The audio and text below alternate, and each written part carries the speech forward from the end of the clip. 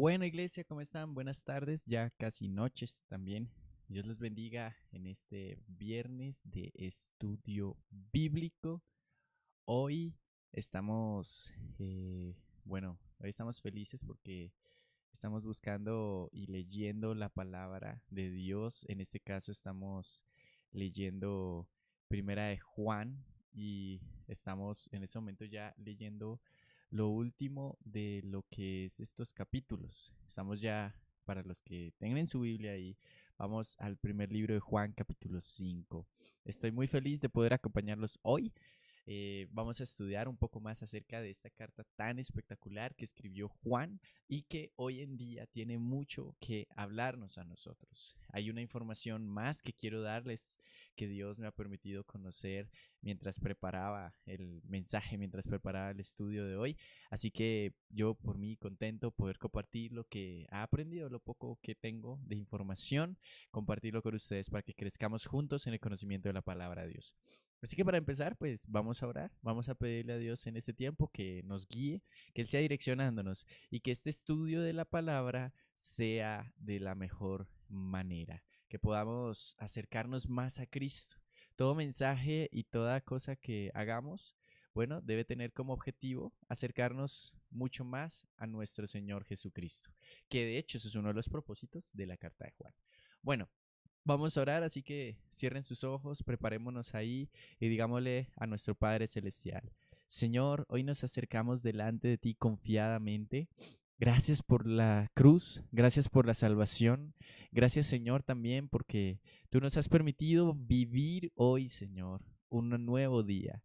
Hoy nos has permitido, Señor, poder abrir la Biblia y estudiar tu palabra, Señor. Hoy te pedimos, Señor, que esta palabra que vamos a estudiar nos acerque de una manera muy especial, Señor, a las Escrituras. Nos acerque, Señor, de una manera muy importante, Señor, a Jesucristo, el Hijo de Dios. Pues el escritor Juan nos recuerda que toda enseñanza y que todo lo que hagamos tiene que acercarnos al Cristo crucificado.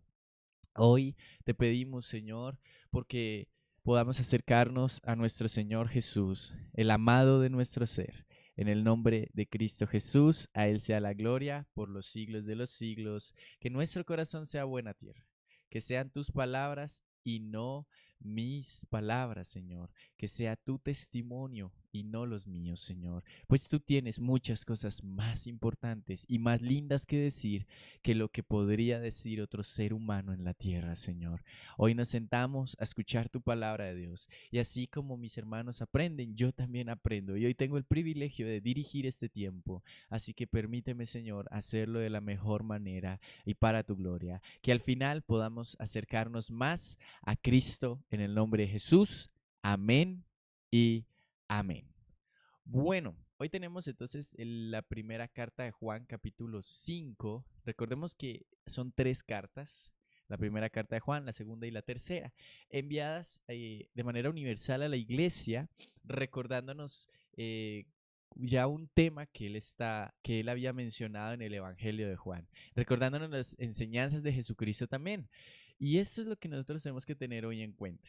Y es que lo que nos enseña Juan o lo que nos está escribiendo Juan en este momento, son cosas que ya estaban, son cosas que él ya había escrito en el Evangelio y nos está recordando y nos está ampliando las enseñanzas de Jesús. Así que bueno, aquí nos empieza hablando de la fe que vence al mundo, es el título que tenemos en la Reina Valera, ¿no? Pero en realidad continúa el capítulo de atrás diciendo, todo aquel que cree en Jesús, todo aquel que cree que Jesús es el Cristo, es nacido de Dios. Bueno, nos está recordando una enseñanza de Jesucristo sobre el nuevo nacimiento, ¿se acuerdan? Es una importante y es que para nacer de nuevo, bueno, es necesario creer en Jesús, el Hijo de Dios. Y todo aquel que ama al que engendró, ama también al que ha sido engendrado por él. Recordemos que Juan hace siempre esa parálisis en lo que es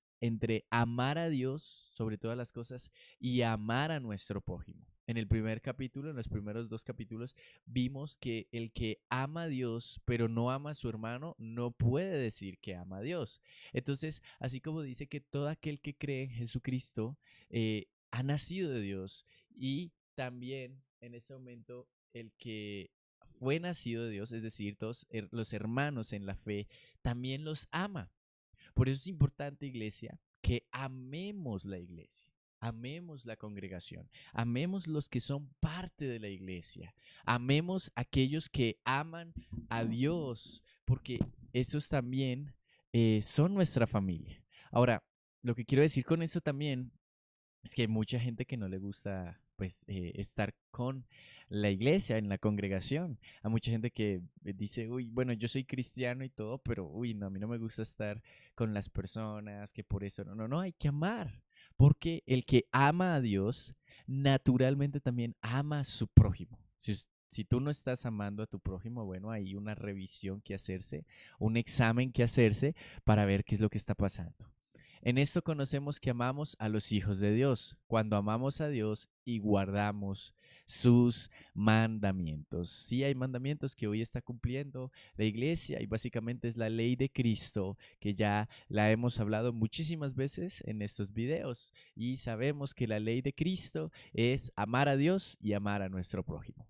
Pues este es el amor de Dios, que guardemos sus mandamientos y sus mandamientos no son gravosos, es decir, no son estorbosos, no son fastidiosos como mucha gente quiere hacerlo ver. De hecho, cuando vemos la historia, los que amaban la ley, los que escribían la ley, siempre lo decían, la ley de Dios, sus mandamientos y su palabra es miel a mi boca. Y de hecho un poco de la historia judía, cuando los niños los estaban instruyendo en la ley, eh, el, el, ¿cómo se llama este? El profesor, o bueno, el que les estaba enseñando, el maestro, la palabra correcta, perdón, tomaba un bote de miel y les decía a sus estudiantes, colóquense esta miel en su boca, en su paladar. Entonces, pues obviamente era dulce, ¿no? Y les gustaba a los estudiantes. Entonces el maestro les decía, así debe ser la palabra de Dios en ustedes, dulce y especial, no gravosa, no cansona, no estorbosa, no, no, no, debe ser deliciosa para ustedes. Ahora, versículo 4, porque todo el que es nacido de Dios vence al mundo y esta es la victoria que ha vencido al mundo, nuestra fe. ¿Quién es el que vence al mundo sino el que cree que Jesús es el Hijo de Dios? Bueno, aquí hablamos de la victoria, ¿no? El martes cantábamos esta canción, voy a ver la victoria. Voy a ver la victoria, la batalla es tuya. Bueno, esa es la fe que ya nos ha dado la victoria sobre el mundo. Y bueno, mucha gente puede decir, bueno, ¿y la victoria sobre las demás cosas? Bueno, es que la victoria sobre el mundo es todo lo que necesitamos, porque Cristo ha vencido el mundo y nosotros lo hemos vencido junto con él. Versículo 6. Este es Jesucristo que vino mediante agua y sangre, no mediante agua solamente, sino mediante agua y sangre. Y el Espíritu es el que da testimonio, porque el Espíritu es la verdad. Estamos hablando aquí, vemos la Trinidad, ¿no? Padre, Hijo y Espíritu Santo. Versículo 7 dice, porque tres son los que dan testimonio en el cielo, el Padre, el Verbo y el Espíritu Santo. Y estos tres son uno. Nuevamente tenemos aquí la afirmación de la Trinidad. Eso lo vimos el domingo pasado, estuvimos hablando, estuvimos predicando acerca de la Trinidad. Bueno, aquí tenemos otro versículo que nos dice que son tres los que dan testimonio en el cielo, el Padre, el Verbo y el Espíritu Santo, y estos tres son uno. Y tres son los que dan testimonio en la tierra, el Espíritu, el agua y la sangre, y estos tres concuerdan. Si recibimos el testimonio de los hombres, mayor es el testimonio de Dios, porque este es el testimonio con que Dios ha testificado acerca de su Hijo. Y me encanta este versículo, dice, el que cree en el Hijo de Dios tiene el testimonio en sí mismo. El que no cree a Dios le ha hecho mentiroso, porque no ha creído en el testimonio que Dios ha sido acerca de su Hijo. Ahora, ¿qué es un testimonio? Por lo general, nosotros escuchamos testimonios en la iglesia, en el YouTube, colocamos testimonio del pastor tal, testimonio de la pastora, testimonio de tal persona. Pero, ¿qué es un testimonio? Bueno, testificar es dar a conocer una noticia, es dar a conocer algo que ha ocurrido para la gloria de Dios. En este caso, Dios mismo nos ha dado el Evangelio, que es la buena noticia, es la noticia buena con la que nosotros hoy podemos disfrutar, es la salvación por medio de Jesucristo. Entonces dice, si nosotros en ocasiones solemos creer en los testimonios de los hombres, que son testimonios siempre orientados, probablemente en la mayoría de los casos, hacia algún fin específico, ¿no? Por ejemplo, cuando vemos un comercial en televisión que nos está hablando de algún producto, por ejemplo, que quita las arrugas, y entonces vemos los testimonios de las personas hablando en ese programa de televisión diciendo, si funciona, me quitó las arrugas, me quitó los granos, me quitó, etcétera. Bueno, si a veces nosotros tenemos fe en esos hombres que nos dan testimonios de algún producto, de alguna historia, de alguna cosa, ¿cuánto más en Dios, que nos ha testificado por medio de Jesucristo, es esto tan especial? Ahora, el que cree en el Hijo de Dios tiene el testimonio en sí mismo. El que no cree en Dios le ha hecho mentiroso porque no ha creído en el testimonio que Dios ha dado acerca de su Hijo. Y este es el testimonio, que Dios nos ha dado vida eterna y esta vida está en su Hijo. ¿Cuál es la respuesta ahora entonces? ¿Cuál es lo que nosotros tenemos que hoy en día entender? ¿Cuál es ese testimonio que Dios nos ha dado? Bueno, que Él nos ha dado la vida eterna y esta vida eterna está en Jesús. Este es el testimonio, que la vida eterna está en Jesucristo y nosotros tenemos que hoy creerlo, nosotros hoy tenemos que asimilar que la vida eterna solamente la vamos a encontrar en Jesús, el Hijo de Dios. Y el que tiene al Hijo, es decir, el que ha aceptado a Jesús en su corazón, tiene esta vida. El que no tiene al Hijo de Dios no tiene la vida. Es decir, el que no ha tenido este maravilloso encuentro con Jesucristo y no ha decidido recibir el Evangelio en su vida, pues no tiene la vida eterna. Y aquí hay un mensaje que quisiera compartirles. Estamos en una sociedad pluralista. ¿Qué significa eso? Que acepta muchas cosas, muchas creencias y que también su manera de gobernar tiende a ser laica, aunque la mayoría de colombianos somos creyentes, ¿no? Tenemos una fe en Dios.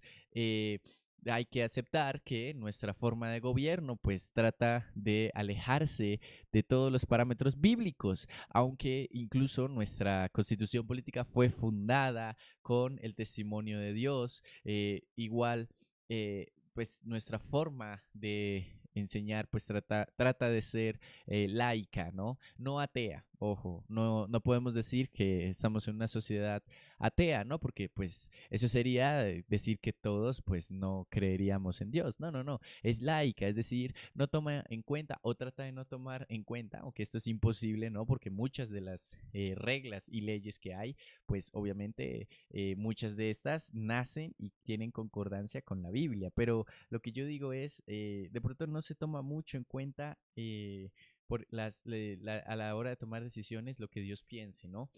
Eh, y en, en esta situación, pues nos encontramos entonces frente a una libertad religiosa que es buena y también, bueno, que es buena en mayor parte, ¿no?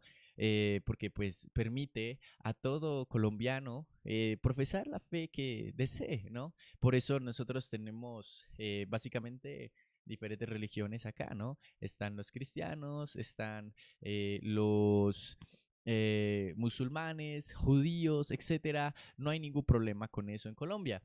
Pero entonces hay una palabra que se llama ecumenismo, ¿no? Entonces esta definición de palabra nos invita a unir las religiones por un bien común, ¿no? Entonces se unen religiosos musulmanes, se unen cristianos, se unen también lo que es, bueno, católicos, se reúnen pseudo cristianos como los testigos de Jehová, como los mormones, etcétera, etcétera, etcétera. Eh, y una de las premisas que han sacado últimamente, que sinceramente me parece un poco peligrosa, es que todos los caminos nos llevan a Dios. Es decir, que siempre y cuando tú seas fiel a tus creencias y a lo que tú crees, bueno, eso te está garantizando que en un futuro tú vas a poder a Dios, ver a Dios. Pero aquí el apóstol Juan nos está diciendo todo lo contrario, nos está diciendo solo hay un camino para la vida eterna, solo hay un Dios para la vida eterna. Y este pensamiento de que todos los caminos nos llevan a Dios está tan arraigado ya en las nuevas generaciones que cuando tú dices esto te haces pasar por una persona arrogante, ¿no? Yo en ocasiones he comentado, he escrito en las redes sociales, he hecho videos, solo hay un camino y ese es el camino, se llama Jesucristo, el Hijo de Dios. No hay más, no vas a encontrar más caminos que te lleven al cielo. Y cuando coloco esto, siempre llega un comentario o alguien que me dice que soy arrogante o orgulloso por pensar que tengo el único camino en una sociedad tan diversa y llena de diferentes pensamientos. Bueno, lo que pasa es que la palabra de Dios es clara y dice que solo por medio de Jesucristo el Señor está la salvación. No hay otro camino. No está en otra religión, con todo el respeto de las otras religiones, pero pues desde la perspectiva cristiana, bíblica, no hay otro camino. Claro, tú puedes creer en lo que tú desees, si tú quieres creer en eso, bueno, créelo, pero a la luz de la Biblia y a la luz de las Escrituras no hay otro camino, no hay otra forma de llegar a la vida eterna. Por eso el versículo 2 es clave, el que tiene al Hijo tiene la vida y el que no tiene al Hijo de Dios no es partícipe de la vida eterna. Ahora, por eso nos introduce Juan a otro tema que es la vida eterna. Ahora, sabemos que la vida del ser humano se compone biológicamente en crecer, en nacer, en crecer, en, bueno, unirse, reproducirse, en envejecer y fallecer. Y bueno, si lo vemos en estos aspectos biológicos, nuestra vida suena muy repetitiva y muy simple, ¿no? Que tanto es crecer, nacer, reproducirnos, envejecer y finalmente morir, ¿no? Y si nos damos cuenta, este ciclo lo tiene la naturaleza también. Las flores nacen, crecen, bueno, si tienen la oportunidad, emergen otras flores, otras semillas y después envejecen y fallecen. Lo mismo con los animales, lo mismo con la tierra en sí, ¿no? Los mares, los ríos también tienen sus días contados, pero uno se pregunta, y creo que una de las preguntas existenciales que más tenemos en nuestra vida es, ¿será que hay algo más allá que simplemente una vida terrenal? ¿Será que mi vida significa mucho más allá que solamente nacer, crecer, reproducirme, envejecer y morir? ¿Será que hay algo más allá después de la muerte? Bueno, ese pensamiento existencial que está en nuestro corazón desde hace mucho tiempo, sin decir que filósofos, escritores, historiadores por siglos han intentado describir o han intentado discernir, perdón, y aclarar qué viene después de la vida. Bueno, la Biblia es clara y nos dice que después de la vida humana viene dos alternativas, o la vida eterna por medio de nuestro Señor Jesucristo o la muerte eterna. Y bueno, ahora el apóstol Juan nos va a hablar acerca de esa vida eterna, el conocimiento de la vida eterna. Dice, estas cosas les he escrito a ustedes que creen en el nombre del Hijo de Dios. Ahora, esta carta es para la gente que ya cree en Dios, para que sepan que tienen vida eterna y para que crean en el nombre del Hijo de Dios. Una de las primicias de Juan es que no amemos al mundo y no amemos tampoco lo que hay en el mundo, porque esto pasará. Y es que hay cristianos que aman mucho más lo que hay en el mundo por encima de Dios y aún por encima de sus propias familias, ¿no? Entonces están los que sus posesiones son lo más valioso que tienen y no está mal, ¿no? Con esto quiero decir que descuidemos nuestras pertenencias, no, hay que cuidar lo que Dios nos ha dado,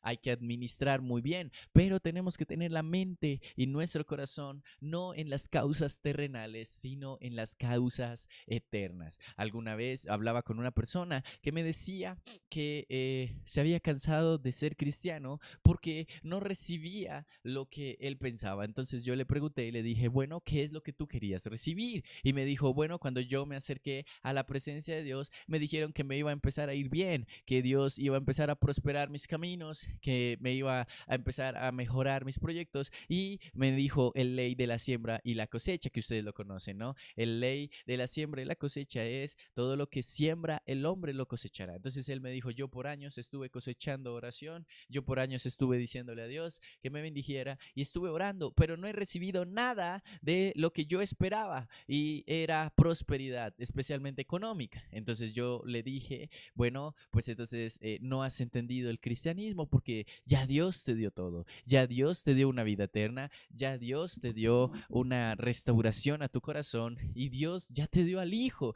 ya te dio la vida eterna, y eso es la posesión más espectacular y más hermosa que puedes tener durante toda tu vida, porque si le pides a Dios riquezas, bueno, cuando fallezcas no te vas a llevar ninguna de esas riquezas. Si le pides a Dios mansiones, esas mansiones se van a quedar acá. Si le pides a Dios autos, esos vehículos se van a quedar acá. Si le pides incluso a Dios familia, esa familia no te la vas a llevar, vas a morir primero probablemente que tus hijos, y tus hijos se van a quedar acá, y los hijos de tus hijos, y así sucesivamente no los vas a ver. Por eso es importante que no tengas los ojos en lo terrenal, sino en lo eterno, porque lo que tú estuviste haciendo, orar, lo que estuviste haciendo, buenas obras, predicando el evangelio, ya tenían una recompensa allí en el cielo, en la vida eterna. Entonces esta persona se impresionó y me dijo, wow, nunca lo había visto de esta manera. Y yo le dije, bueno, lo que pasa es que varios de nosotros los cristianos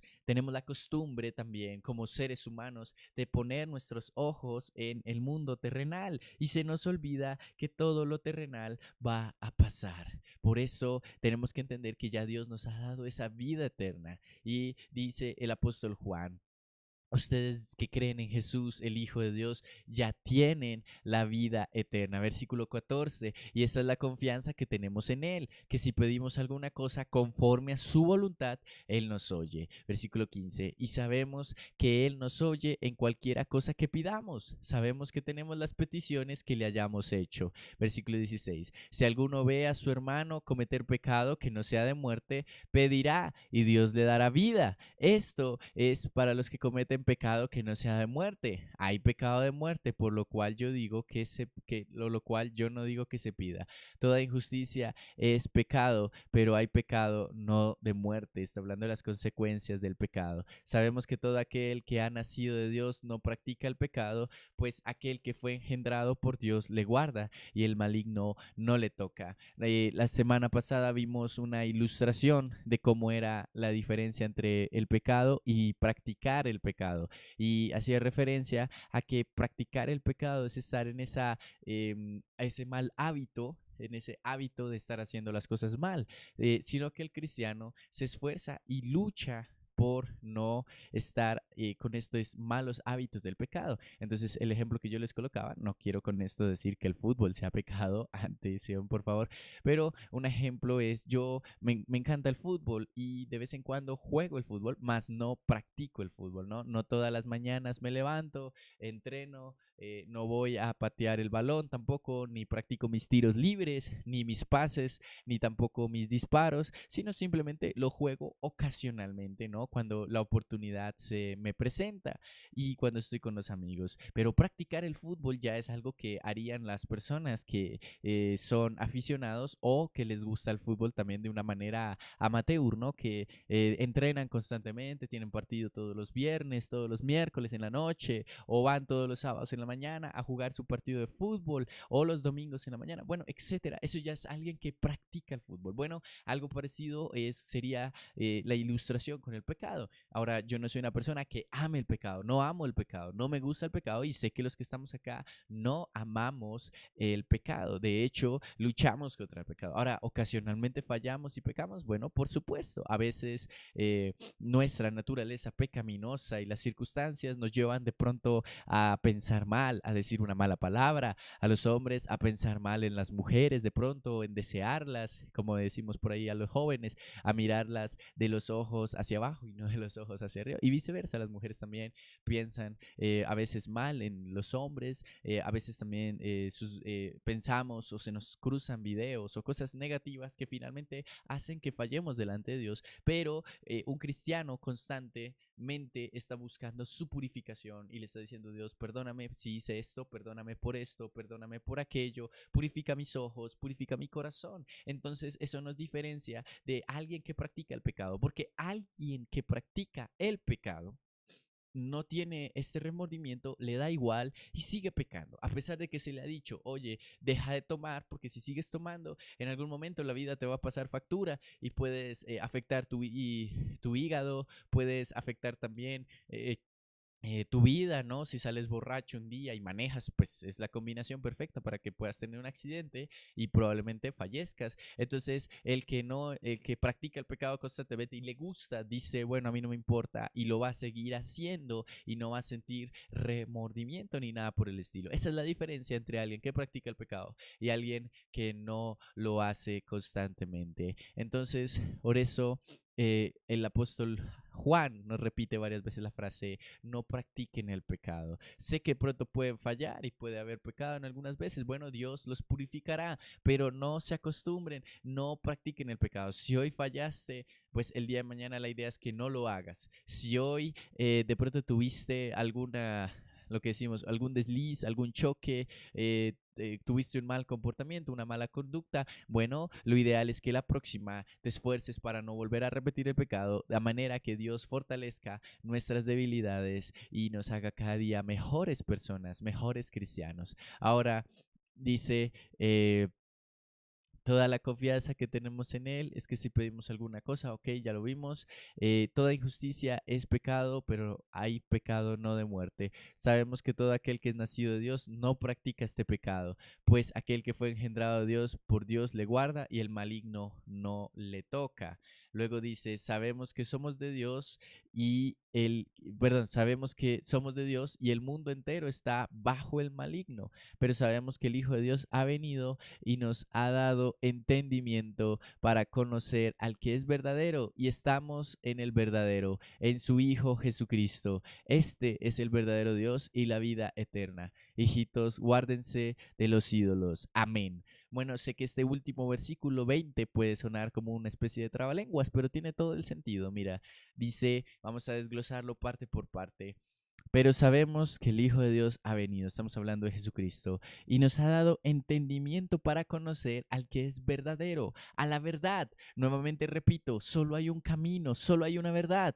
Y estamos en esa verdad, estamos en el verdadero. Acuérdense que el apóstol Juan está hablándole a cristianos que han aceptado a Jesús y él dice: ya estamos en la verdad, ya nos rodea la verdad en su Hijo Jesucristo. Este es el verdadero Dios y la vida eterna. Versículo 21. Hijitos, guárdense de los ídolos. Amén. Hijos, guárdense de los ídolos. Una apologética también, una apologética no, sino un llamado de atención que hace el apóstol Juan.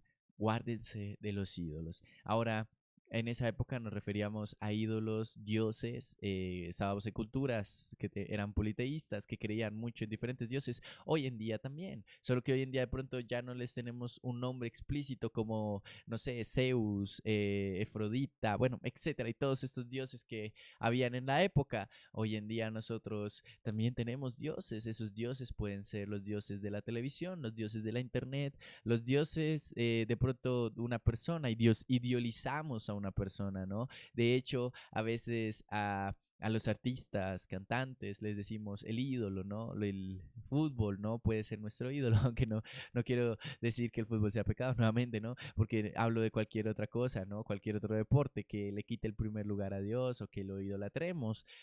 Personas, cosas que nos quiten el primer lugar, se vuelve un ídolo, todo esto que le quite. Y el apóstol Juan termina diciendo: guárdense de aquellos ídolos. Bueno, con esto terminamos el capítulo número 5. donde podemos concluir lo siguiente. Primero, concluimos que Dios, en los mandamientos que Él ha establecido, nuevamente, por medio de esta fe que tenemos, obedecemos a Dios, amamos a Dios y al amar a Dios también estamos protegiéndonos y estamos venciendo al mundo. Es decir, el cristiano ya no es esclavo del mundo. El cristiano ya no tiene por qué preocuparse por el mundo porque ha sido vencido. Segunda conclusión, a permanecer y no dejarnos contaminar por el pecado. A que si fallamos, restaurarnos, a no practicar el pecado. Y por último, y lo que yo puedo decirles en la última instancia, podemos concluir también en cuidarnos de los ídolos, todo aquello que le quite el primer lugar a Dios.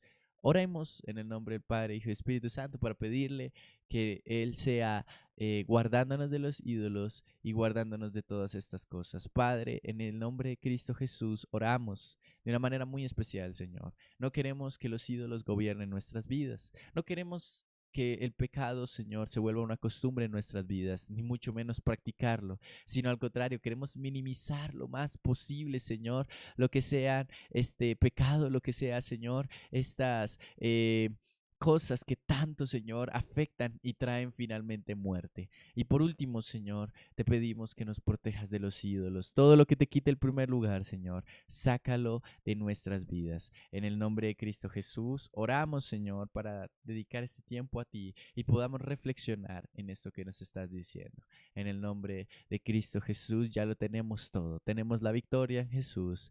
Amén y amén. Dios les bendiga, iglesia. Espero que tengan un espectacular fin de semana. Nos vemos el sábado, mañana, en el ayuno y en la tarde los jóvenes a las 5.